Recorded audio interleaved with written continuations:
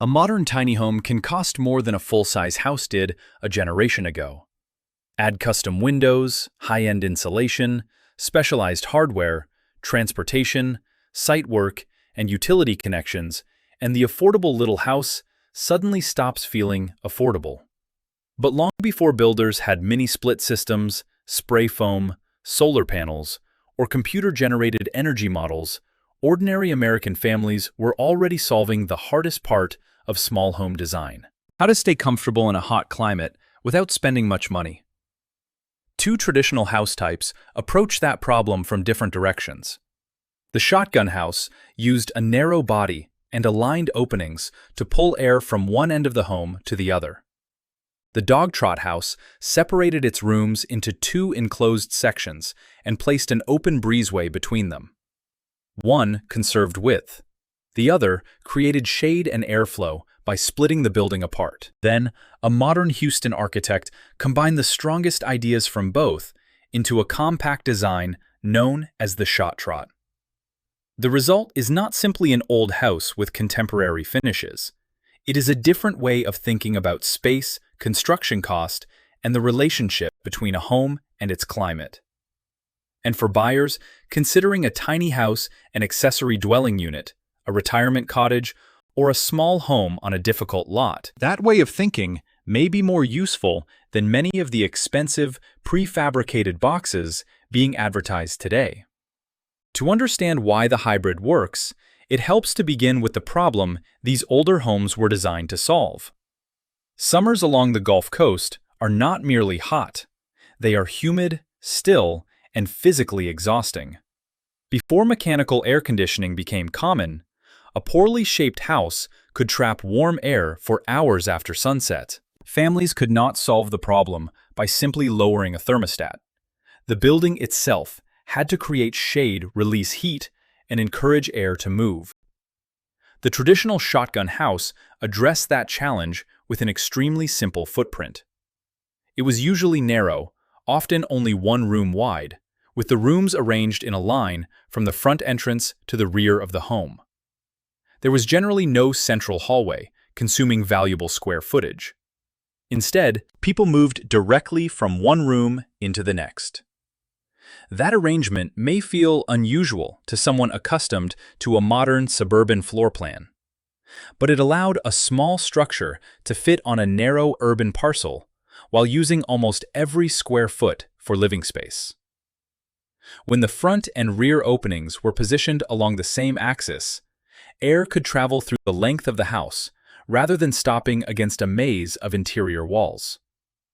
High ceilings gave hot air somewhere to rise. Tall windows increased ventilation. Deep front porches shaded the most exposed walls and created a place to sit outside without standing directly in the sun. Many examples were elevated on piers, which helped protect the structure from damp ground while allowing air to circulate beneath the floor. None of these features required an electric motor or a monthly energy bill. The house performed better because its shape responded to the environment. The history of the shotgun house is also far more significant than its familiar silhouette suggests. Architectural historians have connected the form to building traditions that traveled from West Africa through the Caribbean and into cities such as New Orleans. Black craftsmen, including free and formerly enslaved builders, played a major role in adapting and spreading the design in the American South. Over time, shotgun houses became common working-class homes in Louisiana, Texas, and other parts of the region. They were inexpensive to build, easy to repeat on narrow lots, and practical in a climate where ventilation mattered. Their simplicity was not evidence of poor thinking. It was evidence of disciplined thinking. The builders removed what the occupants did not need and emphasized what the climate demanded. Yet, the shotgun plan also came with compromises. Walking through one bedroom to reach another room reduced privacy. A long sequence of enclosed spaces could feel dark if windows were limited. The narrow width restricted furniture placement. Later renovations sometimes damaged the original ventilation strategy by closing aligned doorways, lowering ceilings, or adding partitions. The design worked best when its basic logic remained intact. Once the airflow path disappeared, the home could become little more than a long row of small rooms. In the mountains and rural areas of the South, the dogtrot house evolved around a different pattern of life. Instead of arranging every room inside one narrow enclosure, the dogtrot divided the home into two separate cabins, or pens, beneath a shared roof. Between those enclosed sections was an open passage running from one side of the house to the other. That passage was not leftover space. It was the center of the entire design. The roof shaded it throughout much of the day, while the open ends allowed air to pass through continuously. Cooking might take place in one section and sleeping in the other, keeping heat, smoke, and household activity away from the bedrooms. The breezeway provided a sheltered area where people could work, rest, prepare food, repair tools, or gather during the evening. It behaved like an outdoor room that was protected from direct sun and light rain. The familiar name is often explained by the image of a dog moving through the cool central passage to escape the heat. Whether every part of that story is literal matters less than what the name reveals. The breezeway was noticeably more comfortable than the exposed yard or the enclosed rooms. The dogtrot also offered a practical method of expansion. A family could begin with one modest cabin. When more space became necessary, a second structure could be built nearby, and a roof could connect the two. This reduced the need to rebuild the original house or create a complicated addition. It also produced a natural separation between functions. Sleeping could remain quiet on one side, while cooking, guests, or work occupied the other. Today, that same idea could separate a primary bedroom from a guest suite, a residence from a home office, or a family space from a small rental unit. The weakness of the traditional dogtrot is that it needs room to spread. The open center consumes roof area without becoming permanently conditioned interior space. That is not necessarily wasteful in a rural setting where the breezeway is used every day, but it can be difficult to justify on a narrow or expensive urban lot. The design also depends on climate and lifestyle. Insects blowing rain, security concerns, winter temperatures, and the owner's willingness to live partly outdoors all affect whether the central passage remains useful. Screen walls, shutters, doors, or movable panels can make it more adaptable, but each modification adds cost and may reduce the free movement of air. This is where the Shot-Trot becomes interesting. Rather than copying either historical form exactly, the hybrid asks what each one does best. From the shotgun, it takes the narrow footprint, efficient use of width, and emphasis on openings aligned with the prevailing breeze. From the dogtrot, it takes the idea that the center of a home can become a shaded, ventilated transition between indoors and outdoors. Instead of permanently separating two cabins with a fully open corridor, the Shot-Trot uses a flexible central living area that can open dramatically when the weather is favorable and close when the occupants need protection from rain, cold, insects, noise, or humidity. Architect Brett Zamore developed the best-known version of this idea while working on a small house in Houston. The design used movable, louvered panels along the sides of a central space. When those panels were closed, the area functioned as an ordinary enclosed room. When they were opened, the same room behaved more like the breezeway of a dogtrot house. Air could pass through the building, and the boundary between the house and the yard became less rigid. This ability to change character is the most important part of the plan. A traditional breezeway is always open unless later enclosed. A conventional living room is always enclosed unless someone performs a major renovation. The hybrid allows one space to serve both roles according to the season, the weather, and the occupant's preferences. On a mild morning, the panels could open and turn the central room into a shaded porch. During a summer evening, ceiling fans and cross ventilation could make the space comfortable without sealing the family inside. When a storm arrives, the house could close quickly. During winter, the room could remain protected and conditioned. That flexibility makes the design more realistic for modern owners, who admire outdoor living but do not want to surrender an entire portion of the home permanently to the weather. The Shot-Trot also challenges a common assumption about small houses. Many compact homes try to create excitement by adding unusual shapes, dramatic roof lines, custom glass walls, folding furniture, or specialized components. Those features photograph well, but they can make a small project surprisingly expensive. The Shot-Trot's intelligence lies in doing almost the opposite. Its visual identity comes largely from proportion repetition, shade, and movement, rather than decorative complexity. Zamor's system was organized around a regular construction grid, intended to work with common building materials. Standard sheet dimensions, conventional roof trusses, ordinary cabinets, and readily available windows can reduce cutting waste, custom fabrication, and labor. A 4-foot planning grid may not sound exciting, but it can influence almost every stage of construction. When wall lengths correspond with standard plywood and drywall dimensions, crews make fewer unnecessary cuts. When openings accept standard doors and windows, the owner avoids the price and delay of special orders. When roof geometry remains simple, framing becomes faster and easier to estimate. When wet areas are grouped intelligently, plumbing runs become shorter. None of these decisions creates a dramatic feature by itself, but together they can determine whether a house remains financially realistic. This is an important distinction because published kit or shell prices are often misunderstood. A structural package is not the same thing as a finished home.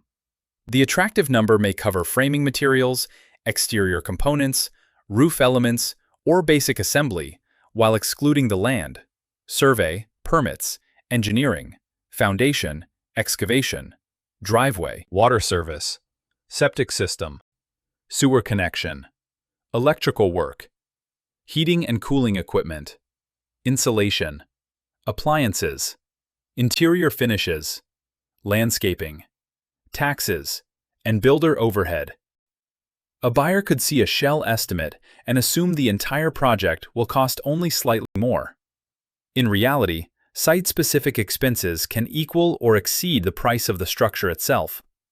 A flat serviced lot inside an established neighborhood is very different from a wooded, rural parcel requiring a long driveway, a well, a septic system, utility trenching, grading, and drainage work. Local labor rates also matter. A simple house in a high-cost metropolitan area may be more expensive than a complicated house in a region with lower construction wages. Insurance requirements, wind ratings, flood elevation, soil conditions, and local energy codes can change the design before construction begins.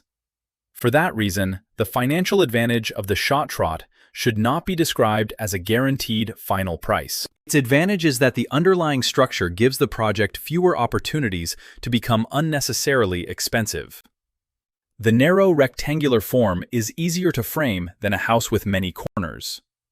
A simple roof is generally less costly and less vulnerable to leaks than a roof with multiple valleys and intersecting sections. Repeated dimensions simplify ordering. Smaller rooms reduce finish quantities. Passive cooling features may lower energy use when the home is oriented and operated correctly. The design does not eliminate construction costs. It removes some of the complexity that causes those costs to grow. Choosing between a shotgun, a dogtrot, and a Shot-Trot depends heavily on the property. On a narrow city lot, the pure shotgun remains difficult to beat for efficiency. It can provide a real front porch, multiple rooms, and a small rear yard without requiring much width. For a rental cottage starter home or accessory dwelling unit, that simplicity may be more valuable than the hybrid's movable wall system. Privacy can be improved by placing service spaces, closets, or a compact side corridor between bedrooms, rather than copying the historical room-to-room circulation exactly. Modern ventilation, insulation, and fire codes can be added without abandoning the basic narrow form. On a larger rural property, the traditional dogtrot may offer more possibilities. One side could hold the kitchen, dining room, and living area. The other could contain bedrooms and bathrooms. The breezeway could face a garden, pasture, pond, or distant view. An older couple might place their private suite in one wing and use the other for visiting children. A remote worker could separate an office or studio from the main household without constructing an entirely independent building. A homesteading family might use the sheltered center for washing produce, storing boots, or completing messy tasks that do not belong in the kitchen. In those cases, the open area is not wasted square footage. It is productive space, adapted to country life. The Shot-Trot becomes most persuasive when land is limited, but the owner still wants a strong connection to the outdoors. It can fit the general proportions of a shotgun house while providing a central room that opens more completely than ordinary patio doors. That makes it suitable for an urban infill lot, a compact retirement home, a backyard cottage, or a small residence in a warm climate. It may also appeal to people who find conventional tiny homes claustrophobic. A 500 or 700 square foot house can feel much larger when its main living area opens toward two sides of the property. The psychological effect matters. People do not experience a home only by measuring its conditioned floor area. They experience sightlines, ceiling height, daylight, airflow, shaded exterior space, and the ease of moving between inside and outside. A modest room connected to a porch and landscape can feel more generous than a larger room surrounded by blank walls. But the hybrid only works when the design is treated as a complete environmental system. The first critical decision is orientation. Openings cannot capture a reliable breeze if the house is placed without studying the site. The designer should examine prevailing summer winds, nearby buildings, tree cover, topography, road position, privacy, sun angles, and storm exposure. Rotating the house for a better driveway view while ignoring airflow may destroy the reason for choosing the plan. A design that performs beautifully on one property can disappoint on another simply because the long axis and openings face the wrong direction. Solar exposure is equally important. Large openings can improve ventilation while also admitting unwanted heat. Roof overhangs, porches, louvers, trees, and exterior shading should block high summer sun without making the interior permanently dark.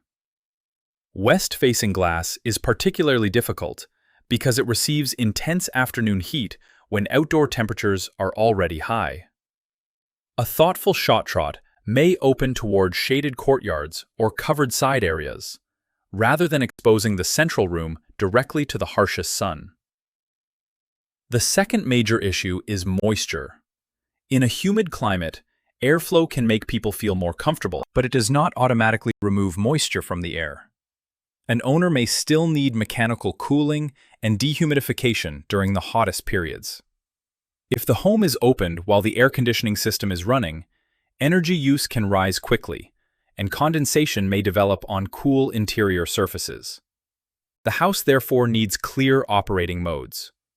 When conditions are pleasant, the central space can open and rely more heavily on natural ventilation. When heat and humidity become extreme, the panels should close and the mechanical system should condition a smaller, well-insulated envelope. The goal is not to pretend that modern equipment is unnecessary. The goal is to reduce how often and how intensely that equipment must operate. The third issue is the foundation. Traditional shotgun houses were often elevated for reasons that included ventilation, moisture protection, uneven ground, pests, and flooding. A modern builder may prefer a concrete slab because it is familiar and sometimes less expensive in a particular market. That choice is not automatically wrong, but it changes the building's performance and appearance. An elevated floor can allow airflow below the structure and create room for utilities, yet it may cost more, require steps or ramps, and need careful insulation. A slab can improve accessibility and provide thermal mass, but drainage and moisture control become especially important. The correct foundation should come from the site climate accessibility needs and budget, rather than from a desire to imitate a historical photograph. The fourth issue is the movable wall system itself. Large, sliding, or louvered panels must resist weather, remain secure, drain correctly, and continue operating after years of exposure. Cheap hardware may bind, corrode, or sag. Screens may be necessary in areas with mosquitoes. Tracks must be easy to clean. Door thresholds should not create dangerous changes in level. Wind-driven rain needs somewhere to go. A beautiful architectural opening can become the most frustrating part of the house if these details are treated as an afterthought. Owners should also ask how the space will be furnished.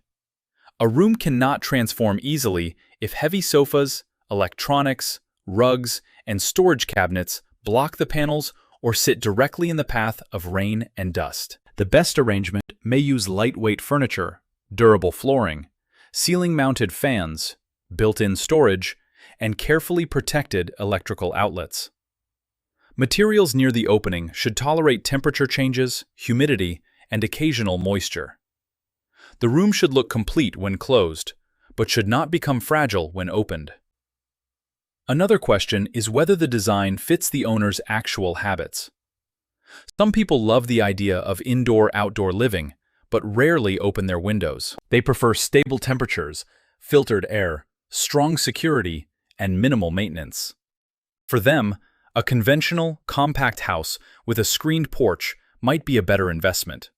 Others spend every morning outside, garden, regularly host family meals on the porch, and dislike being sealed inside. Those owners may use the adaptable center every day. Good architecture is not the plan with the most unusual feature. It is the plan whose unusual features become part of ordinary life. The same honesty should apply to resale value. A Shot-Trot may attract buyers who appreciate architecture efficiency and regional character. It may also confuse buyers who expect a conventional suburban layout. In a neighborhood dominated by standard three-bedroom homes, appraisers may struggle to find comparable sales. Lenders and insurers may ask additional questions if the building uses uncommon assemblies or has large movable exterior panels. A custom design can be worth more to the person who commissioned it, while remaining harder to value in the general market. Anyone building on a tight financial margin should consider not only construction cost, but also financing, insurance, maintenance, and future resale. Even with those cautions, the larger lesson remains powerful.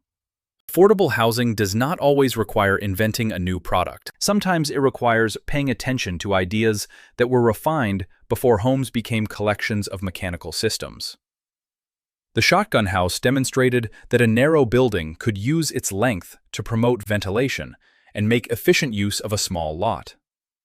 The dogtrot demonstrated that shaded exterior space could become the functional heart of a household, rather than an optional decoration. The Shot-Trot shows that those principles can be adjusted for modern expectations, instead of preserved as museum pieces.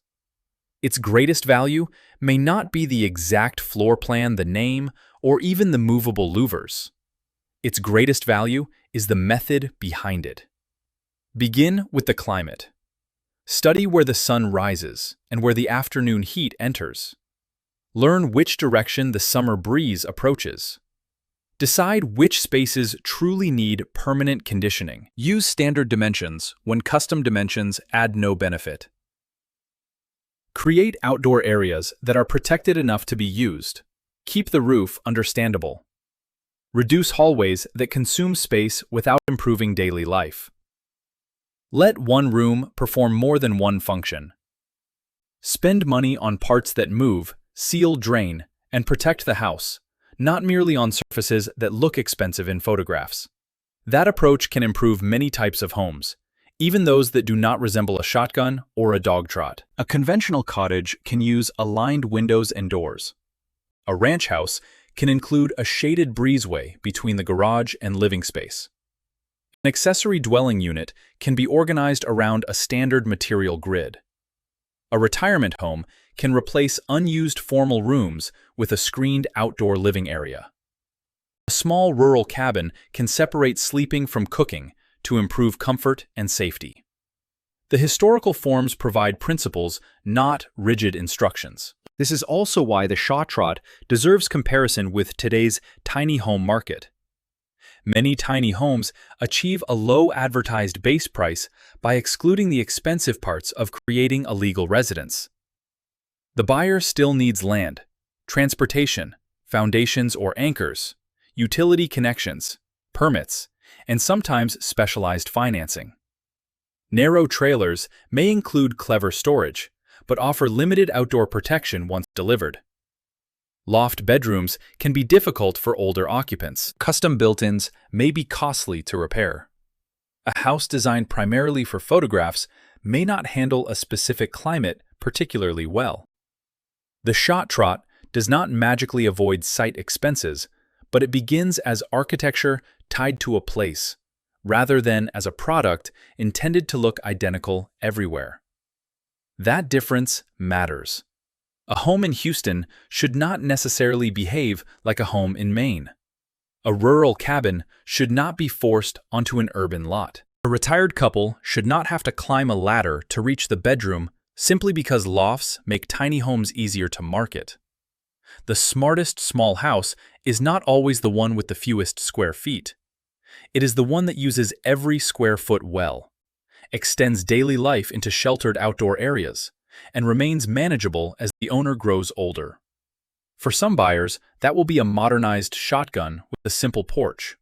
For others, it will be a full dogtrot with 2 distinct wings. And for those who need compactness, flexibility, and a strong connection to the outdoors, the Shot-Trot may offer the most balanced answer. The final cost will depend on where it is built, what the site requires, how the movable openings are detailed, and how elaborate the finishes become.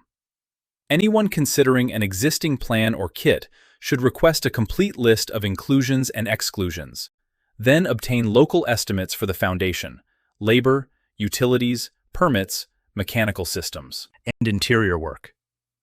The orientation should be tested against actual site conditions, rather than copied from a rendering. The owner should decide honestly how often the central room will be opened, and whether the climate allows it to function as intended. These checks may remove some of the romance, but they protect the project from becoming an expensive architectural experiment. The reason these old Southern house forms still matter is not nostalgia. It is that they were developed under severe limitations. Their builders had little money, limited materials, and no mechanical cooling. Yet they created homes that responded directly to human comfort. They used porches before outdoor living became a luxury feature. They used cross-ventilation before energy efficiency became a marketing phrase. They minimized hallways before small-space living became an industry. They understood that shade can be more valuable than glass, and that the position of a doorway can matter more than an expensive appliance. The Shot-Trot carries that intelligence forward. It does not ask homeowners to live exactly as families did 2 centuries ago. It asks whether a modern house can recover the discipline that made those older designs effective. Build only what serves a purpose. Make the structure cooperate with the climate. Allow space to change with the weather. Use common materials intelligently. And never assume that higher cost automatically produces better design. In a housing market filled with expensive starter homes and tiny homes that are affordable only before delivery, those principles may be more relevant than ever. The most useful house of the future may not look futuristic at all. It may be a narrow, shaded, carefully oriented home that opens when the breeze arrives, closes when the weather turns, and proves that comfort can come from understanding the land rather than overpowering it. Would you choose the straightforward efficiency of a shotgun house, the separated wings and open breezeway of a traditional dogtrot, or the adaptable center of the modern Shot-Trot? The answer depends less on which design looks best in a photograph and more on where you live, how you spend your days, and which compromises you are prepared to accept.